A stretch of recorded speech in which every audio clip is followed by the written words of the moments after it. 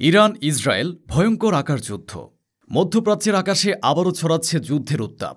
পারস্য উপসাগরের আকাশে বাড়ছে সামরিক বিমানের আনাগোনা। ইসরায়েলি F-35 এর গর্জন আর ইরানের যুদ্ধবিমানের উপস্থিতির খবরে কেঁপে উঠছে গোটা অঞ্চল। যে কোনো মুহূর্তে শুরু হয়ে যেতে পারে এক অনাকাঙ্ক্ষিত সংঘাত, যা শুধু মধ্যপ্রাচ্যে নয়, গোটা বিশ্বকে এক গভীর সংকটের দিকে ঠেলে দিতে পারে। তেল আবিব থেকে তেহরান, ওয়াশিংটন থেকে মস্কো, সবাই এখন রুদ্ধশ্বাসে তাকিয়ে আছে পারস্য উপসাগরের দিকে। কারণ যে উত্তেজনার খেলা শুরু হয়েছে তা থামানোর ক্ষমতা হয়তো এখন আর কারোর হাতে নেই। কিন্তু কি ঘটছে পারস্য উপসাগরের আকাশে? যে রক্তক্ষয়ী আকার যুদ্ধের খবর চাউর হয়েছে, তাতে কে এগিয়ে? ইরানের বিমান বাহিনীর কমান্ডার কেন সদম্ভে ঘোষণা করলেন, আমরা শত্রুকে পিছু হাঁটতে বাধ্য করেছি? এর আড়ালে কি লুকিয়ে আছে ইরানের এমন কোনো সামরিক সক্ষমতা যা পেন্টাগন এবং মোসাদের সকল হিসাব নিকাশকে ওলটপালট করে দিয়েছে? ইসরায়েলের ঠিক কতগুলো যুদ্ধবিমান ক্ষতির মুখে পড়েছে? আর কেনই বা বিশ্বের প্রভাবশালী গণমাধ্যমগুলো এই ভয়ঙ্কর সংঘাত নিয়ে একটি নিয়ন্ত্রিত নীরবতা পালন করছে? নেতানিয়াহু কি তার সবচেয়ে বড় সামরিক চ্যালেঞ্জের মুখে দাঁড়িয়ে আছেন? ঘটনার সূত্রপাত হয় যখন ইসরায়েলের 4টি থেকে 5টি যুদ্ধবিমানের একটি ফরমেশন ইরানের আকাশসীমার দিকে এগিয়ে আসে। তাদের উদ্দেশ্য ছিল ইরানের পারমাণবিক এবং ক্ষেপণাস্ত্র হামলায় অতর্কিত হামলা চালানো। ইসরায়েলি পাইলটরা হয়তো ভেবেছিল তাদের অত্যাধুনিক স্টেলথ প্রযুক্তি ইরানের রাডারকে ফাঁকি দিয়ে সহজেই ভেতরে প্রবেশ করতে পারবে, যেমনটা তারা আগে সিরিয়া বা ইরাকের ক্ষেত্রে করেছে। কিন্তু তারা জানত না এবারের প্রতিপক্ষ ইরান। আর ইরানের আকাশ এখন আগের চেয়ে অনেক বেশি সুরক্ষিত। ইসরায়েলি বিমানগুলো ইরানের আকাশসীমায় প্রবেশ করার সাথে সাথেই যা ঘটল, তার জন্য মোসাদ বা পেন্টাগন কেউই হয়তো প্রস্তুত ছিল না। ইরানের বিমান বাহিনীর কমান্ডার হামিদ ভাহিদি পরবর্তীতে যা প্রকাশ করেছেন তা রীতিমতো আলোচনার জন্ম দিয়েছে। তিনি বলেন, ইরানি বিমান বাহিনীর পাইলটরা শত্রুর 4 থেকে 5টি বিমানের ফরমেশনকে আক্রমণ করে, তাদের অপারেশন পরিচালনায় বাধা দেয় এবং তাদের পিছু হটতে বাধ্য করে। তার এই সংক্ষিপ্ত এবং শীতল বিবৃতি এক ভয়ঙ্কর আকাশ যুদ্ধের ইঙ্গিত দেয়, যার বিস্তারিত ইসরায়েল হয়তো জনসম্মুখে প্রকাশ করতে চাইছে না। কিন্তু কিভাবে এটা সম্ভব হলো, যেখানে ইসরায়েলের হাতে রয়েছে বিশ্বের সবচেয়ে আধুনিক F-35 স্টেলথ যুদ্ধবিমান? এখানে লুকিয়ে আছে আসল খেলার রহস্য।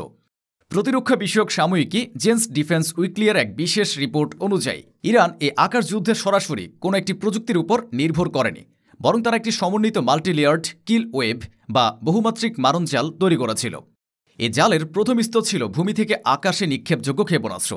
যখন ইসরায়েলি বিমানগুলো ইরানের আকাশে প্রবেশ করে, তখন ভূমি থেকে ইরানের নিজস্ব ভাবার 373 এবং রাশিয়ার S-400 আকাশ প্রতিরক্ষা ব্যবস্থাগুলো তাদের দিকে মিসাইল লক করে। কিন্তু এগুলো ছিল টোপ। এই মিসাইলগুলোর উদ্দেশ্য বিমান ধ্বংস করা ছিল না, বরং ইসরায়েলি পাইলটদের তাদের আত্মরক্ষার জন্য স্টেলথ বিমানের সকল ইলেকট্রনিক কাউন্টার মেজার সিস্টেম বা প্রতিরক্ষামূলক প্রযুক্তি চালু করতে বাধ্য করেছিল। আর ইসরায়েলি পাইলটরা ঠিক সেই কাজটি করেছিল। বাঁচার জন্য তারা তাদের বিমানের সার্ভাইভাল মোড চালু করার সাথে সাথেই এক ভয়ঙ্কর ফাঁদে পা দেয়। লন্ডন ভিত্তিক think tank royal United services ইনস্টিটিউটের এক বিশ্লেষণে বলা হয়েছে, ইসরায়েলি পাইলটরা যখনই তাদের ইলেকট্রনিক সিস্টেম চালু করে, তখনই তাদের ডিজিটাল সিগনেচার বা অবস্থান ইরানের কাছে দিনের আলোর মতো পরিষ্কার হয়ে যায়। ইরান এখানে এক বিপ্লবী কৌশল ব্যবহার করেছে, যার নাম প্যাসিভ রাডার নেটওয়ার্ক। তারা নিজেরা কোনো রাডার সংকেত না পাঠিয়ে বরং চারপাশের পরিবেশে ছড়িয়ে থাকা হাজারো ডিজিটাল সংকেত, যেমন mobile phone network, FM radio, এমনকি ডিজিটাল টেলিভিশন সম্প্রচারের তরঙ্গকে ব্যবহার করেছে। F-35 যখন এ তরঙ্গের মধ্য দিয়ে উড়ে যায়, তখন এটি সেই তরঙ্গে একটি ক্ষুদ্র কিন্তু লক্ষণীয় পরিবর্তন ঘটায়। ইরানের সুপার কম্পিউটারগুলো এই ক্ষুদ্র পরিবর্তনকেই বিশ্লেষণ করে আকাশে উড়ন্ত অদৃশ্য ভূতের নিখুঁত অবস্থান, গতি এবং অভিমুখ বের করে ফেলে। সহজ কথায়, ইরান পুরো দেশকে একটি দৈত্যাকার রাডার ডিশে পরিণত করেছে, যেখানে স্টেলথ বিমান লুকিয়ে থাকার কোনো সুযোগ নেই। আর ঠিক তখনই ইরানের মরণজালের দ্বিতীয় স্তর সক্রিয় হয়ে ওঠে। আকাশে আগে থেকে ওঁত পেতে থাকা ইরানের নিজস্ব প্রযুক্তিতে আধুনিকায়ন করা যুদ্ধ বিমানগুলো ইসরায়েলি বিমানগুলোর উপর ঝাঁপিয়ে পড়ে। এরপর যা হয়েছে তা শুধুই একটি অসম শিকারের গল্প। এই প্যাসিভ রাডার প্রযুক্তি হল ইরানের নতুন তুরুপের তাস।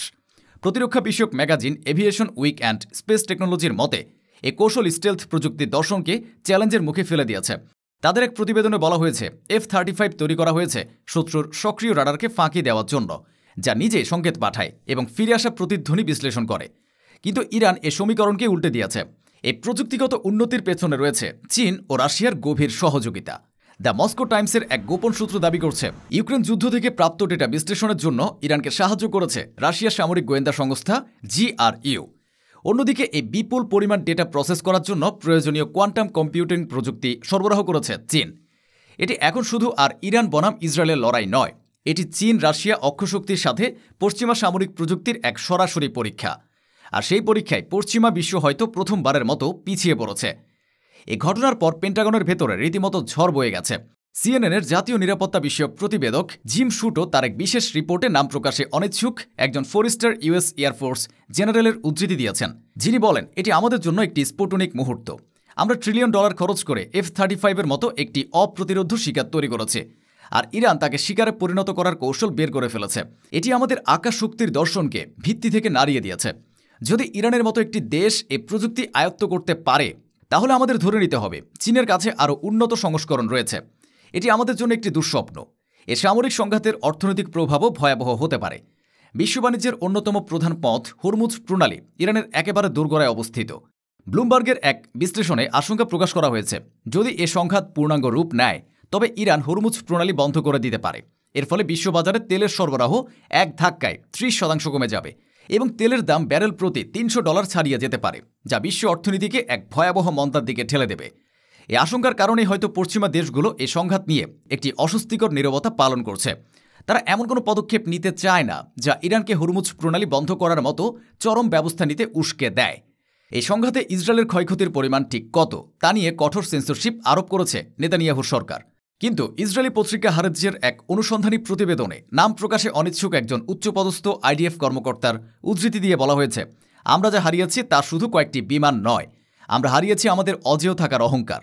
আমাদের কয়েকটি F-35 বিমান হয় ভূপাতিত হয়েছে, না হয় মারাত্মকভাবে ক্ষতিগ্রস্ত হয়ে ঘাঁটিতে ফিরেছে। আমরা আমাদের কয়েকজন সেরা পাইলটকে হারিয়েছি, যাদের কয়েকজনের কোনো খোঁজই পাওয়া যায়নি। এই সত্য প্রকাশ পেলে ইসরায়েলের জনগণ নেতানিয়াহুকে ক্ষমা করবে না। এই ভয়াবহ সামরিক বিপর্যয় নেতানিয়াহুকে রাজনৈতিকভাবে একেবারে কোণঠাসা করে ফেলেছে। তার কট্টরপন্থী জোটসঙ্গীরা এই ব্যর্থতার জন্য তার পদত্যাগ দাবি করছে। অন্যদিকে ওয়াশিংটনেও এই ঘটনা নিয়ে তীব্র অসন্তোষ দেখা দিয়েছে। পেন্টাগন ক্ষুব্ধ যে তাদের সবচেয়ে দামি এবং অত্যাধুনিক যুদ্ধবিমানগুলো ইরানের হাতে এভাবে মার খেল। দ্য ওয়াল স্ট্রিট জার্নালের এক সম্পাদকীয়তে বলা হয়েছে, এই ঘটনা প্রমাণ করে F-35 এর উপর মার্কিন আকাশ শক্তির যে নির্ভরতা তা পুনর্বিবেচনা করার সময় এসেছে। এটি শুধু ইসরায়েলের সমস্যা নয়, এটি সমগ্র পশ্চিমা জোটের জন্য $1 ট্রিলিয়ন সমস্যা। এই পুরো ঘটনা ইসরায়েলি বিমান বাহিনীর পাইলটদের মনোবলের উপর এক মারাত্মক আঘাত এনেছে। তেল আবিবের একজন সামরিক মনোবিজ্ঞানী, যিনি পাইলটদের কাউন্সেলিং করেন, তিনি নাম প্রকাশ না করার শর্তে ইসরায়েলি পত্রিকা মাকুর রিশনকে বলেন, পাইলটদের মধ্যে এক ধরনের আত্মবিশ্বাসের সংকট তৈরি হয়েছে। তাদের বছরের পর বছর ধরে শেখানো হয়েছে যে তাদের প্রযুক্তি বিশ্বের সেরা এবং তারা আকাশে অজেয়। কিন্তু এই ঘটনা সেই বিশ্বাসে একটি গভীর ক্ষত তৈরি করেছে। তারা এখন জানে যে শত্রুর হাতে এমন প্রযুক্তি আছে যা তাদের দেখতে পায়, কিন্তু তারা শত্রুকে দেখতে পায় না। এই ভয় একজন পাইলটের জন্য মৃত্যুর চেয়েও ভয়ঙ্কর। এই পরিস্থিতিতে নেতানিয়াহু এখন পুরোপুরি নিরুপায়। তিনি না পারছেন এই পরাজয়ের কথা স্বীকার করতে, না পারছেন এর কোনো প্রতিশোধ নিতে। কারণ তিনি জানেন আরেকটি হামলা চালানোর অর্থ হবে এক সর্বাত্মক যুদ্ধ, যার জন্য ইসরায়েল প্রস্তুত নয় এবং যেখানে তাদের সবচেয়ে বড় শক্তি বিমান বাহিনী এরই মধ্যে মারাত্মকভাবে ক্ষতিগ্রস্ত। ইরানের বিমান বাহিনীর কমান্ডার হামিদ বাহিদির সেই শীতল হুঙ্কার এখন নেতানিয়াহুর কানে দিন রাত বাজছে।